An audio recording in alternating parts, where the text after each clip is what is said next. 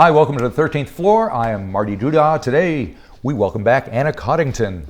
Hey, Anna. Hey. And you have an exciting new album. I do, yeah. It's called Beams. I've listened to it. I'm very excited about it. That sounds fantastic. Thank you. Awesome. And so it's good to hear, good to see that you're coming out with this thing. And you had our friends from Lips helping you out making it. Yes, so, different fan. Because, correct me if I'm wrong, but it's a little different sound and a different kind of vibe coming from you on this record, would you say? Yeah, definitely. Yeah, I think it was quite a different approach for me anyway, even before getting them involved, but they've definitely brought their own thing to it, and I'm big fans of theirs. You remember we came here together and played up here for you years ago. Yep. And I've been like angling to work with them since before then even. Like I'm just such a big fan of theirs and of Steph's songwriting and everything. So I asked them to do it and they said yes, and I was like, okay, I'm going to give you the songs in their most basic form, so as not to influence the production choices that they made, kind of thing. So with the exception of a handful, which I'd done a little bit of production on, I just gave them really like a track which was just guitar and vocals, and they put their own certainly spin did. on it. So did you have any idea going into this what they would do to it, or did you just kind of leave it up to them? It was different for each song, really. I mean, I had an idea of what they would do in terms of I knew what their musical taste was like, and I really trusted that. Right. So for some of them, I was just like, what do you think? Like, let's do what. So it's what almost like you were forming a brief band together.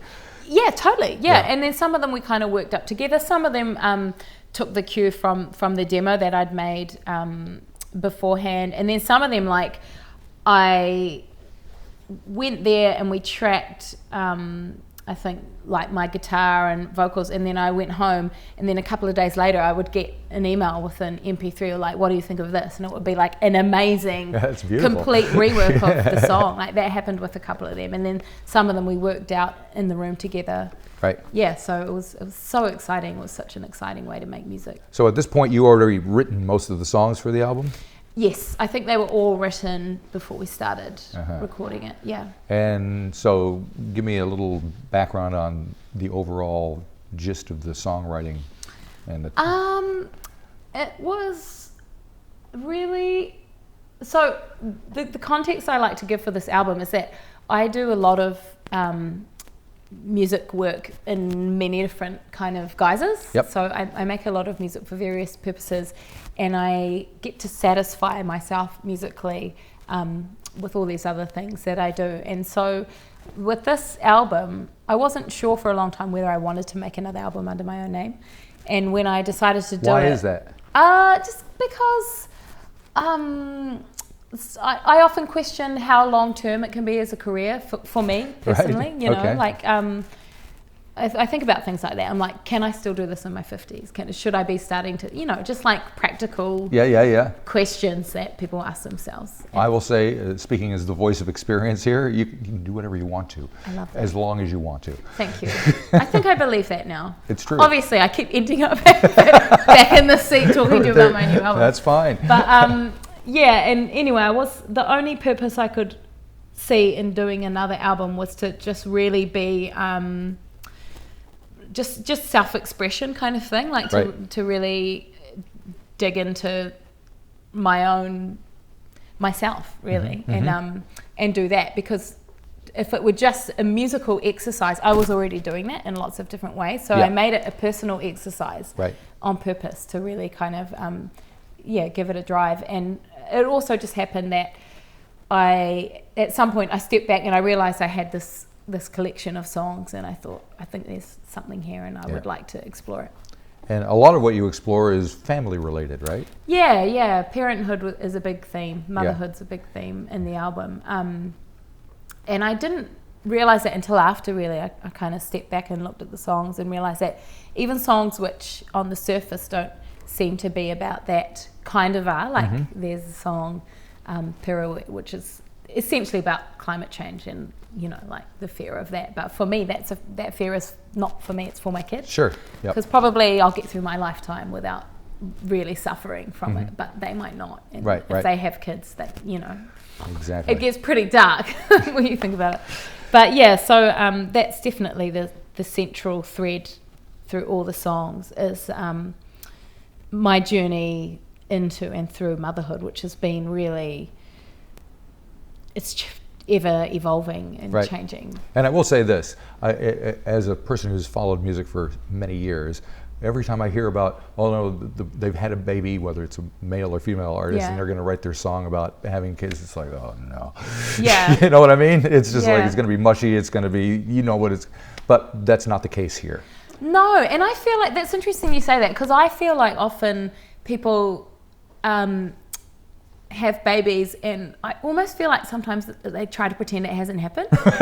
You know, like you try to, and I felt a little bit of that, like kids, what kids? Yeah, right. Just a cool artist, like, you know, like this feeling of you can't be a parent and be like an artist, like or be, you know, like a cool, expressive person as well.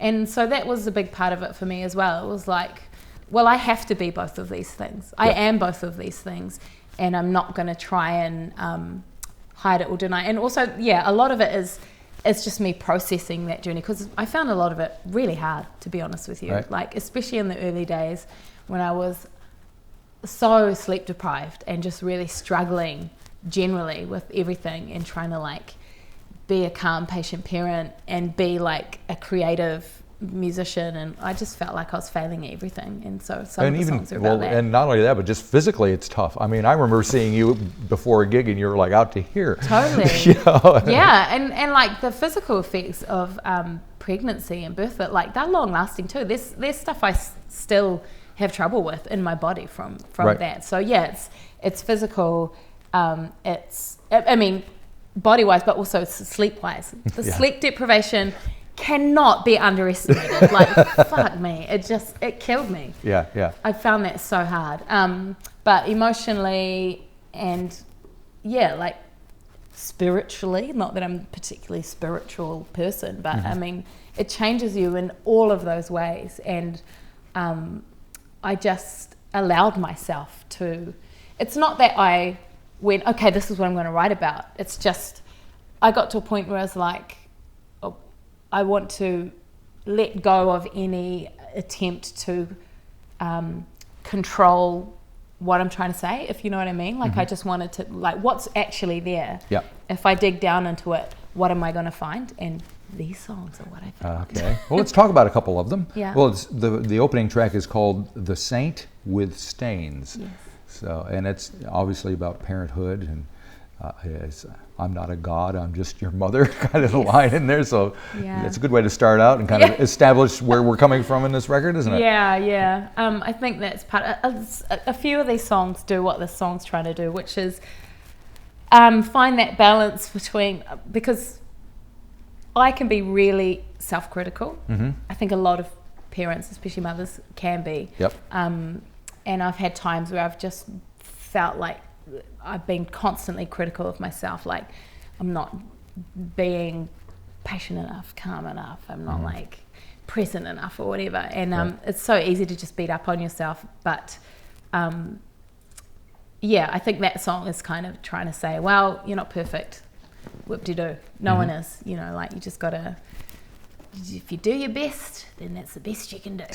That is a fact. And it has to be good enough. Now you've got, you do have a couple of guests on the record, including the Lips folks. One of them is Louis Baker. Louis Baker, Louis Baker. And he sings on the title track. So he does. Why did you get him to do that? Because his voice is like a gift from the gods themselves. He has such a beautiful voice. And he's such a great guy as well. And it just, it felt right. It was actually Stephen Fenn's suggestion to make that song a duet. Right.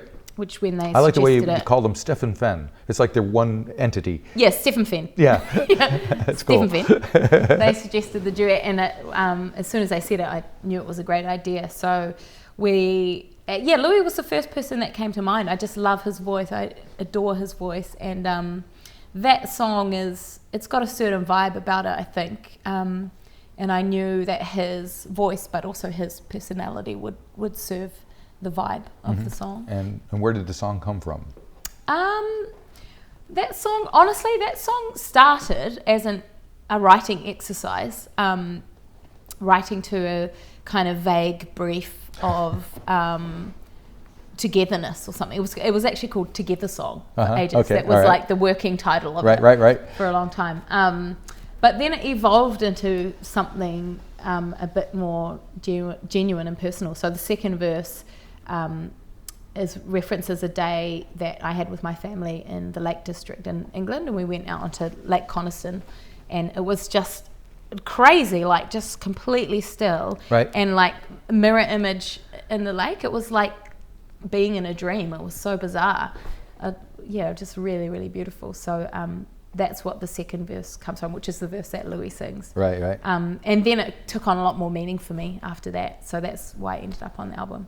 Cool. And it's followed by what seems to me to be kind of the central song of the album, this Do I Exist song, right? You got it. Did I get it? You got it. All right, good. So there's a lot of whatever going on there, introspection, it's questioning really, who you are and why you are in relation to everybody else, right? It's an identity crisis song. That's it. That's exactly what it is. And actually that's the oldest song on the record. I wrote that when Arlo, my eldest, was a baby.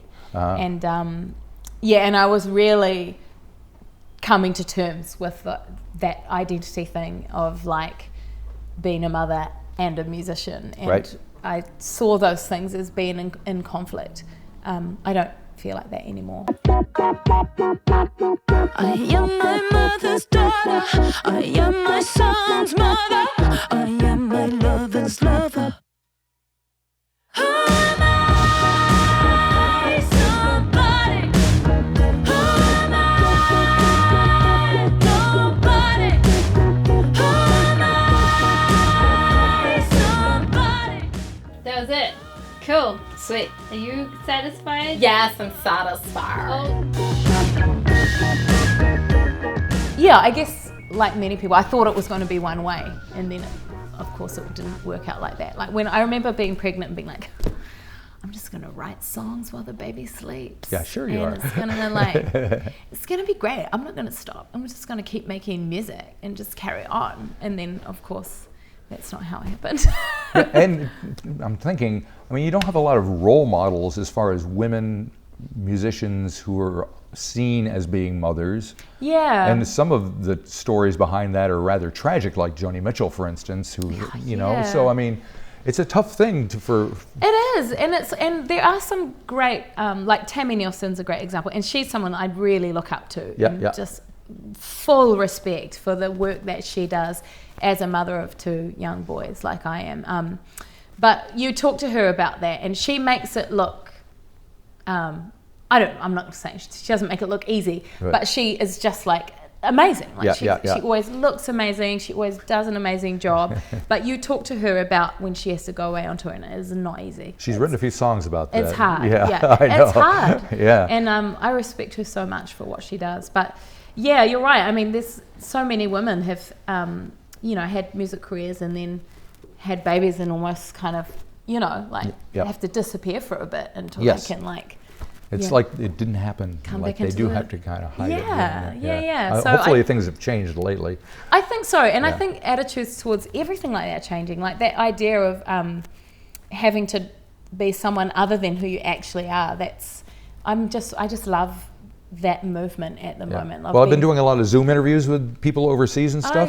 And they got kids crawling all over. Kids, dogs, and cats all over them. It's fantastic. It's so good. You can just see that these are real people. They have lives, totally. and they're not afraid to why have we ever tried to pretend that we're not? Why has that ever been seen as a negative, that you can also be a tender father and a serious business person? It's like, the more we can deconstruct all those ideas, the better for me. So I really, that's the thing for me, is like, I just have to be who I am. I don't have a choice anyway. None of us have a choice. We are who we are. We can try and be something else, but if I'm, if I look tired, then it's because I'm tired. Right. And, that kind of thing. There you go. Now, another song I wanted to touch on is Both Ways, because it mentions cake.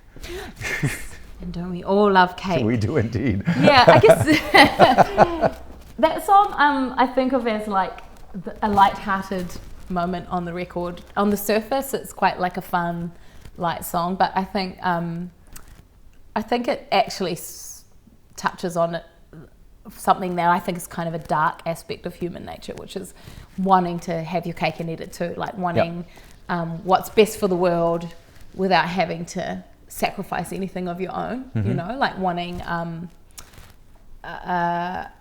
wanting everyone to have enough money, have enough food or whatever, as long as you don't have to have any less. Right. Well, which can't be the way, doesn't work that way, because there's so much wealth in the world, and at the moment it's like this. Yep. And we all want it to be like this, as long as it's not coming out of our own pocket. So to me, that's the kind of core of that song, even though it's expressed in quite a jovial way. And there's a kind of political overtone to that. How are you feeling about the way things are in New Zealand?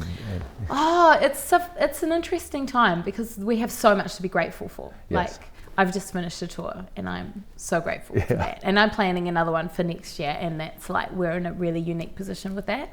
So, and I mean, compared to America, no offense, like, we're having a nice time politically. I'm a Kiwi, thank you. Compared to that. But, of course, there's still work to be done. I mean, we've had damning reports about child poverty and inequality in New Zealand. So it's easy to get smug and forget that we actually have a lot of work that needs doing as well. But I feel good about the makeup of our current government. I'm really glad the Greens got in there and that the Marty Party got 2 seats. Yeah. It's all good. It's getting there. Yeah. One other track I want to touch on is We See You, because you have a couple more people playing with you on that. Yes. Finn and Louis. Yeah. So, sax and marimba. Yeah, Lewis McCallum on sax and Finn Scholes on the marimba. And that song was, that came together in bits and pieces. It was kind of like just layering up all these weird things. Like when we kind of hit a wall with it in the studio at Stephen Finn's house. And and we were like, oh, what else can we put it? Because it's really driven by the bass line, right? That's dunk, dunk, dunk, dunk, dunk, dunk, dunk, dunk, which was in the original demo that I sent them. And it was hard to kind of find what to put in there that wouldn't take away from that driving central thing. So we were layering up just weird sounds, like there's a rubber band on there going gong gong gong gong gong gong gong gong, and there's like me with a piece of plastic. Like we just really hit a wall, and we're just like, what weird things can we think of? I was like, what if I take this piece of plastic and rub it against the microphone like that? So that's in there, and there's a wine bottle being hit with a stick, and then they thought to get Lewis and Finn in to play these other layers, and I think it's a really cleverly arranged song, I think, because they're kind of not clear parts. I don't think they're playing hooks as such, those instruments, but they're adding so much, like layers. Texture. Yes. Exactly. Very cool. Yeah. So the album's out tomorrow. Very exciting. Yes. What formats? This is something that artists have to think about in terms of finances and how it's all going to work. How you're going to? Is it going to be digital only? Are you going to make CDs? Does anybody have them anymore? Vinyl is always a beautiful thing, but it's very expensive. Does anyone even care that I'm putting out an album? Well, there's that too.